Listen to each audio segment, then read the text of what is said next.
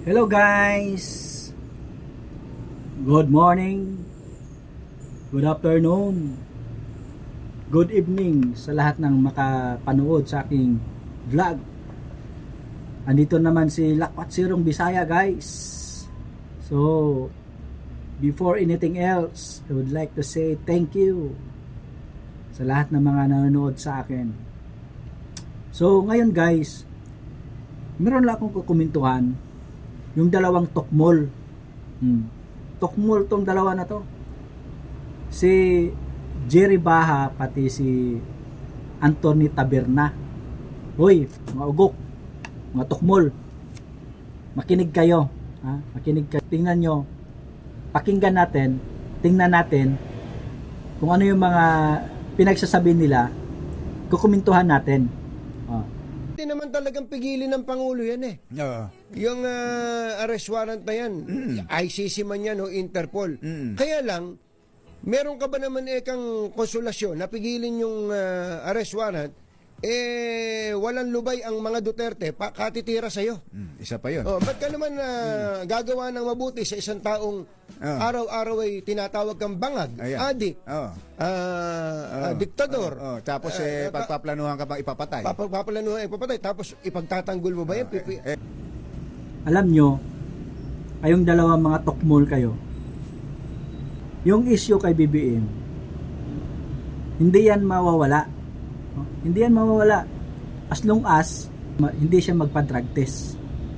Magpa-drug test siya para magkaroon ng dead end yung kanyang issue pagdating sa drugs. Kaya siya binubuli ng bangag, addict, no?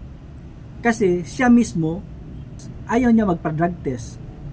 May kasabihan nga tayo, silence means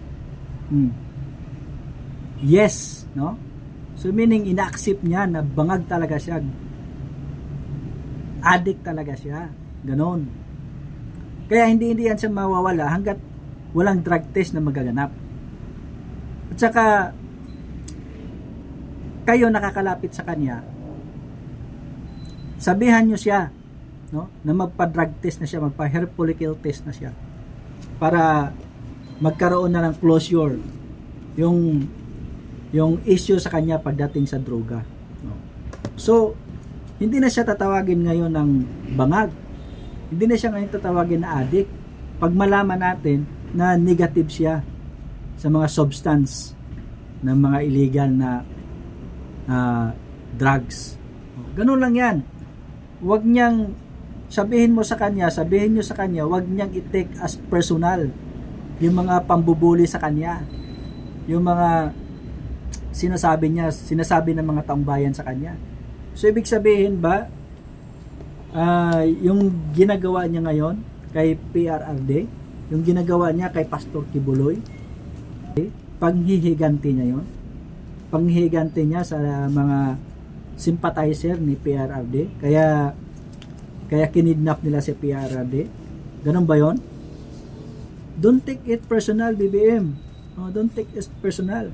Remember, kayong dalawang tokmol, yan si BBM, public person yan.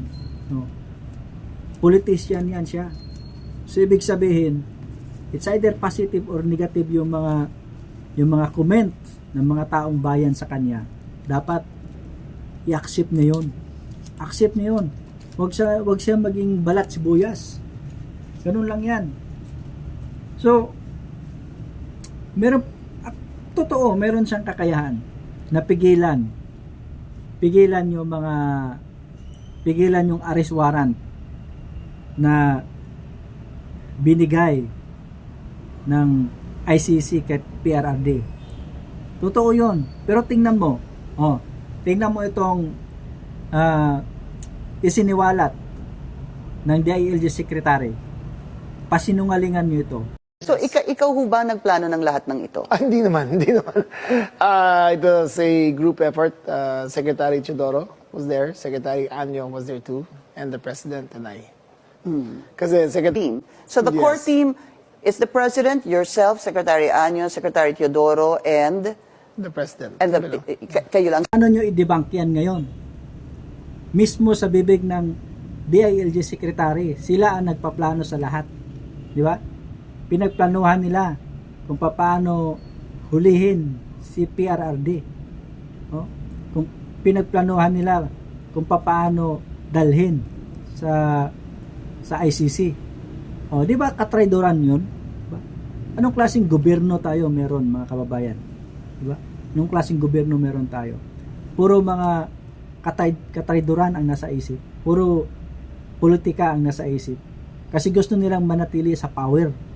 Ganun lang 'yan.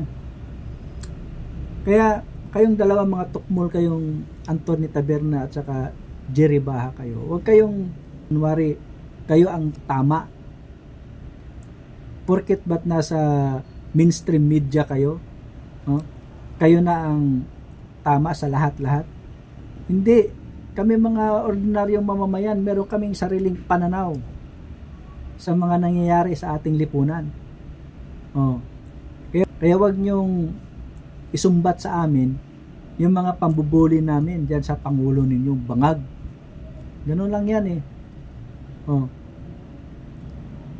Si PRRD guys, hindi niya sinuko ang sovereignty ng bansa sa mga dayuhan. Pero ito mga nasa gobyerno natin ngayon, mga traidor sa bansa. Biruin mo, isusuko mo yung sovereign mo sa ibang bansa. Sana yung pag-nationalism ninyo, di ba? Tapos sasabihin ninyo, ginawa nyo ang lahat para sa bayan. Sasabihin ninyo, kaya tumakbo kayo kaya pumasok kayo sa politika dahil para sa bayan. Anong klase yan? Anong klaseng bayan na pinagsasabi nyo? Di ba? Binigay nyo nga yung kapwa Pilipino nyo sa ibang bansa. Para sila ang para sila ang magbastos kay Pangulong Duterte. Binastos nyo si Pangulong Duterte. Wala kayong respeto. Ganon kayo.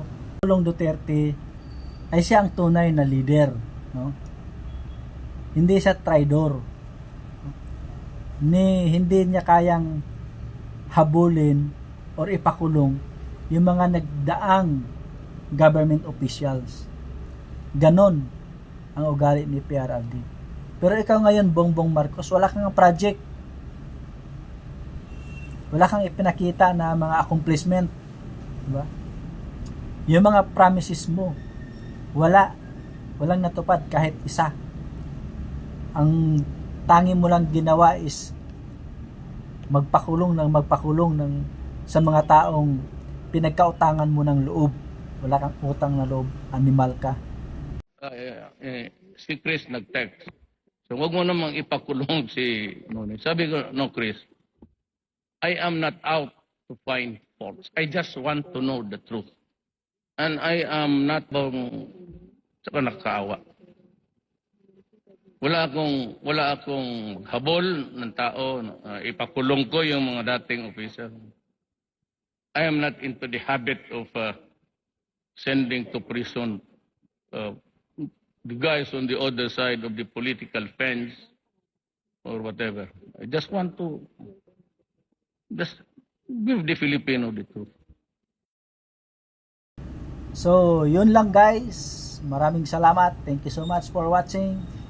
Bye-bye. Sa ulitin. Love and respect.